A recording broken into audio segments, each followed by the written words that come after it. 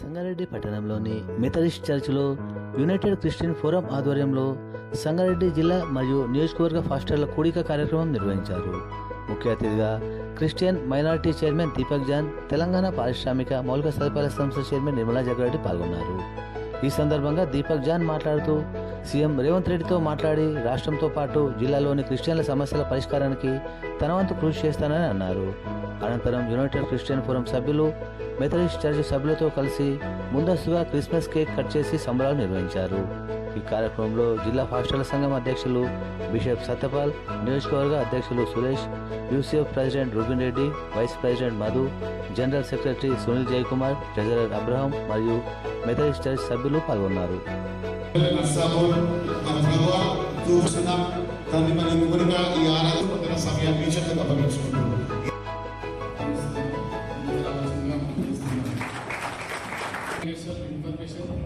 Chairman Nirmala Jaggareddy madam గారిని వేదికకి రావచ్చు ఇచ్చేసి సార్ వచ్చి పాట పాడవలసిందిగా మనం చేస్తున్నాను.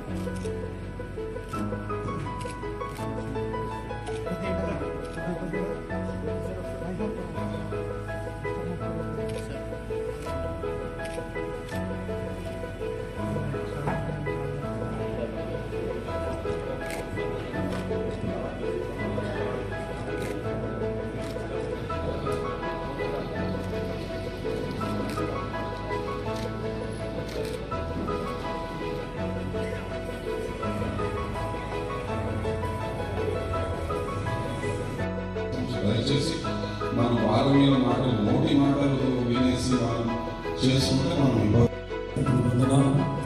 మధ్యలోనికి మీ దాసుడు minority corporation chairman Deepak John గారిని మీరు మా మధ్యలోనికి నడిపించాలి. అదేవిధముగా ఇక్కడ ఆయన నీ జన్మదినం సందర్భముగా ఆయన కేక్ చేస్తున్నప్పుడు ప్రత్యేకమైన ఆత్మచేత నడిపించమని బలపరచమని ఆయన డిసెంబర్ 21వ తారీఖు జరగబోతున్న ఎల్బిడి స్టేడియంలో సీఎం గారి క్రిస్మస్ సమకరముగా మమ్మల్ని నిలబెట్టుకోమని యేసు నామమున ప్రార్థన చేసి అడిగి వేడుకుంటున్న మా ప్రియ తండ్రి.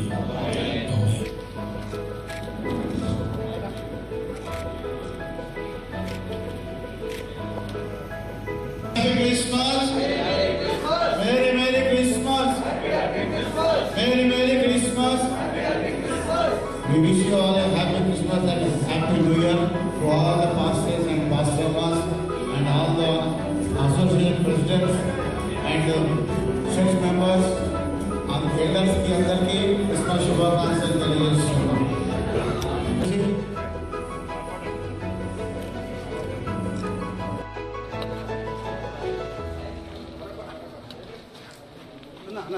పక్క కొంచెం సైడ్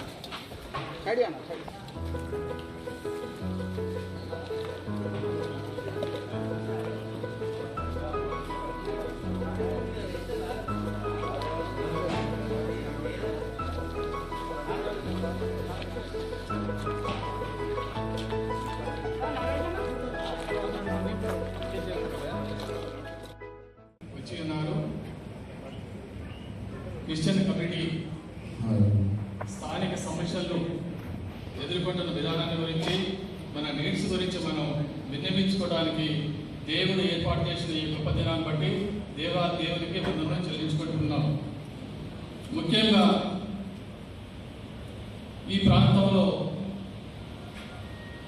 ఇండిపెండెంట్ చర్చి పాస్టర్స్ పనిచేస్తూ ఉన్నారు.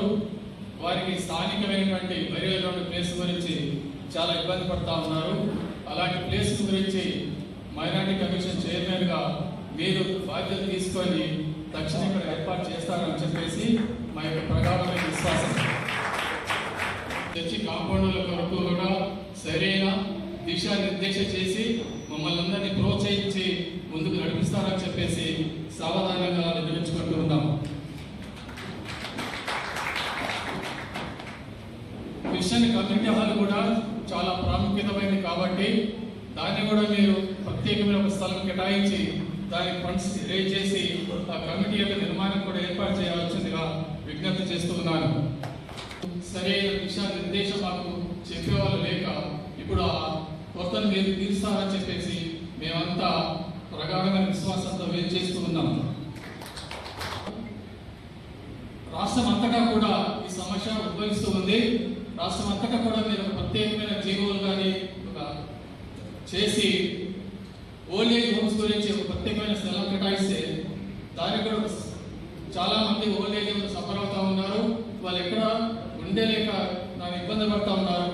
అటువంటి దాని ఒకటిలో మరియు ఆర్ఫనేజ్ గురించి కూడా స్థలం కేటాయించినట్లయితే ఈ క్రిస్టియన్ కమ్యూనిటీ అంతా కూడా మేము మెయింటైన్ చేసుకుంటామని చెప్పేసి సవినయంగా మనం చేస్తున్నాం. సంబంధించి మరి మంచి సమయం మరి మన పండగ వాతావరణం వెళ్ళిపోవడం జరిగింది. వీళ్ళందరూ కూడా మరి ప్రతిరోజు కూడా ఒక్కొక్కరి ఇంట్లో ఒక్కొక్క రోజు ప్రేయర్ చేసుకొని భక్తి శ్రద్ధలతో మరి ఉండడం జరుగుతుంది. ముఖ్యంగా ఈరోజు కార్యక్రమానికి మన దీపక్ జాన్ గారు రావడానికి మీ అందరికీ తెలుసు. పార్టీ పరంగా రాష్ట్రం అంతా కూడా ఈ ఉత్సవాలు ఈ మీటింగు పెట్టడం జరుగుతుంది. ఎప్పుడైనా కాంగ్రెస్ పార్టీ అన్ని కులాలు మతాలు భేదాలు లేకుండా అందరినీ కలుపుకునే పార్టీ ఒకటి కాంగ్రెస్ పార్టీ. కాబట్టి ఈరోజు ఇంత మంచి వాతావరణం చూస్తున్నామంటే మరి గవర్నమెంట్ వచ్చి సంవత్సరం అయింది. మీ అందరూ కూడా ఎలాంటి ఇబ్బందులు ఉన్నాయి, ఎలాంటి అవసరాలు ఉన్నాయని తెలుసుకోవడానికి మరి దిపొచ్చాక రావడం జరిగింది. ప్రభుత్వం తరఫున తప్పకుండా ఇప్పుడు రూపేష్ రెడ్డి గారు పెద్దలు చెప్పినట్టు సమస్యలు మరి మనందరికీ తెలుసు. నేను వచ్చినప్పుడు కూడా చెప్తూనే ఉన్నాను. అదేంటో మన గవర్నమెంట్ లేదు కాబట్టి కొంచెం ఇబ్బందికరంగానే కాలం గడిపినాం. తప్పకుండా ఇప్పుడున్న మన ప్రభుత్వంలో ఇంకా 4 సంవత్సరాలు ఉంది కాబట్టి తప్పకుండా వాటిని అన్నిటి కూడా సాధించుకుందాం. అందరం కూడా సంతోషంగా ఉన్నాం. ముఖ్యంగా నాకు